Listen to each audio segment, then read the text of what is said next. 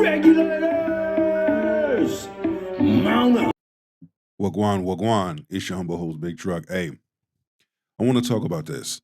We want to talk about interracial dating, talk about different cultures. So grab your shoulder pads and your helmet and let's get this work. You guys know, if you can't tell, I am a black man. And then and I am a South Indian woman. So black, South India. I know black is a broad term, so to be specific, my mom is from Panama and my dad is a black American or African American, however, whatever term you want to use. People have different feelings about using the term African, but black American, African American, I'm not getting into the politics. That's what I am. And my parents are traditional Indian from South India, a state called Kerala. So we are South Indians. I don't know if you guys know the difference between North Indians and South Indians, but we are all the way down at the bottom of India. And like for me being Caribbean, me being Jamaican descent, I'm West Indian. So you got West Indian, South Indian. Do they share the same culture? Of course. But we're going to continue to let her speak. So how we met. So honestly, I've worked, a ton of jobs. I've worked everywhere from retail, security, fitness, personal training, working the front desk. And my girlfriend, I work as a pharmacist and I graduated as a pharmacist. And that's the only job that I've ever held as a pharmacist. We learn that he's a security officer, personal trainer, working 2 jobs. She's a pharmacy tech. So of course, right off the rip, she makes more money than him. Okay? By the end of all of this, we're going to tie in and to show how modern women miss out and why they lonely, why they don't have no man, because they run their damn mouth. So our relationship is a perfect example of the college route versus the non-college route. So I know like when we go out, we get a lot of different like reactions, mainly from just like people from the big 3 countries, which is India, Pakistan, and Bangladesh. I have some friends that are from Pakistan, have some friends that are from Bangladesh. I love them. I love the culture. I love the scenery. I love the food. And I don't know. It's just my opinion. All neighboring countries with all different in their own respects, but they have very like similar things in terms of like dating and marriage. So not like, I would say like, if you get stared at, it's probably like someone from those 3 countries. Honest with you, you come out here to the Western Hemisphere, I guarantee you, your ass gonna be getting looks. Black women gonna be looking like, why she with him? Why you with her? Some people may be wondering like, how exactly did we meet? So we have to go back to, I used to work at this gym, local gym that's in our area in Brooklyn, and I used to work front desk there. So I was working front desk at that gym, and I was also doing security at night.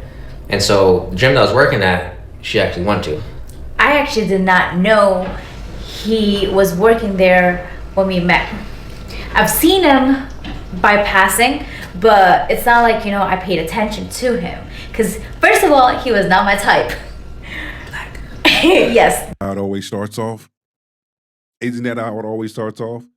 When you have interracial dating, he's not my type because he's black. And most know where that stereotype comes from because there's a lot of negative stereotypes about black men. So, of course, you have a woman of another race, of another culture, like, I don't know, it's going to be kind of iffy and skeptical until they get to know you. He was not my type. So I never looked at him. I never saw past anything. I'm like, okay, this dude who works there. And then eventually, I think I follow the page that I work at, the gym page that I work at. So, and he came up as a suggestion list. And then what I did was like, went through his profile like what all girls do. Slid in my DM. And then I was like, oh, this guy works out. Okay, maybe I could get some ideas, you know? And then I started liking pictures. She saw what she liked and she went after it.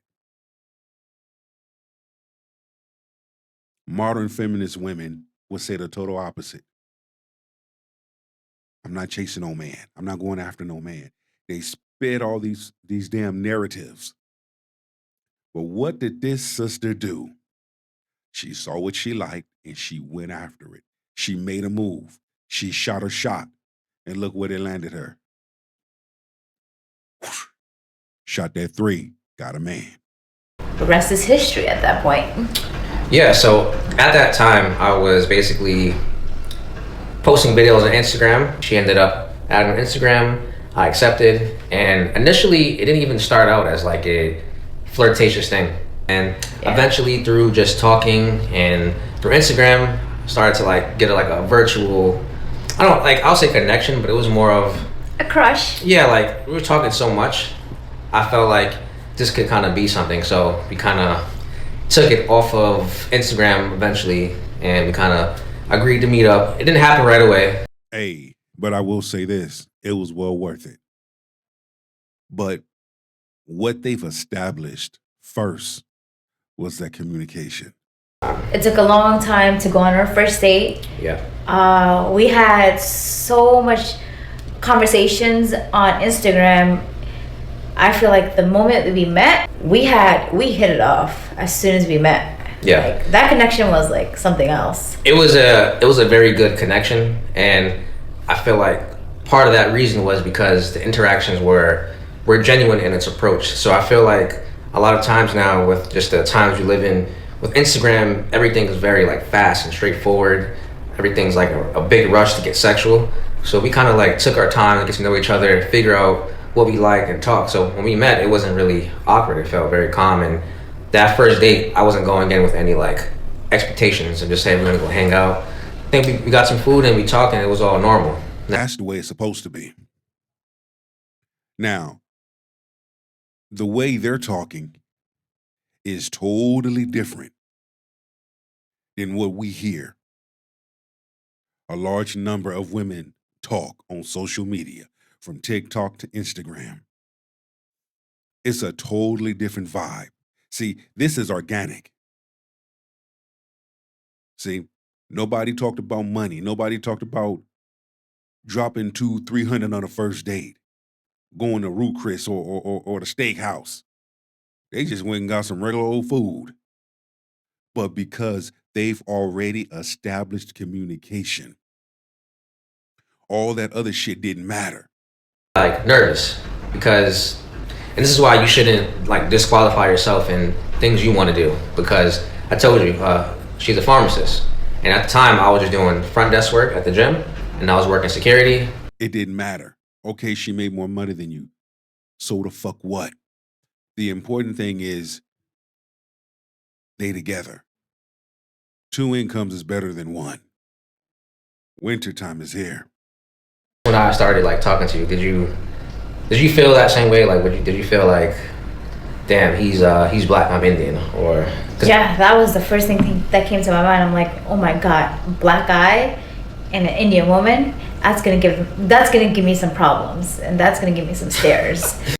And I'm glad that she's highlighting it from a woman's perspective, especially from black women, especially from American black women. These types of women we hear on social media, oh my gosh, I can just see the comments. But see, she didn't care. Because it always goes back to that very, very first time.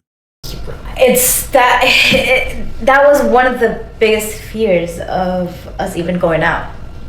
I was like, oh, you know how the stereotypes are around black men.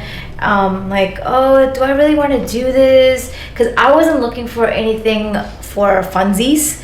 I wanted something serious. I liked him as a person. I liked him. His personality was something I was looking for. I never cared about what he did. I never cared about how much money he brought in. God damn it! You can't make this shit up!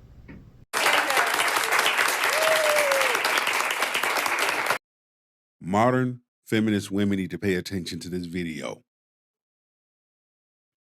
Here it is right here. She didn't care about any of that stuff. The same shit y'all talking about on social media about men, those standards. She didn't care about none of that. That didn't matter to her. And there's a large number of good women out there like this one right here. But again, she got a man. Y'all don't. He had the personality that I wanted in my husband or in my boyfriend, in my partner, in my relationship. So that's what I was looking for. But then his race became a big factor in the relationship. His personality is different from a lot of men. And every man is different. Every man is not the same.